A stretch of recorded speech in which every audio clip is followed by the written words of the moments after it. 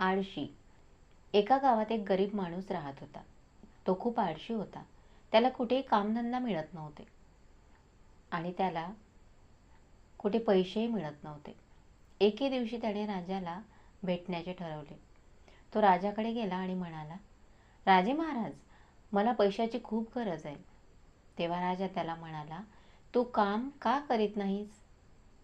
तेव्हा तो म्हणाला, मला कुठेही काम मिळत नाही. त्याच्या या बोलण्याने राजाला खूप दुःख झाले. राजा तसा दयाळू होता. राजा त्या माणसाला म्हणाला, आज तू सूर्य मावळण्याच्या आत माझ्या महालात ये आणि तुला हवे तेवढे पैसे घेऊन जा. राजाने एवढे सांगितल्यावर त्या माणसाला खूप आनंद झाला.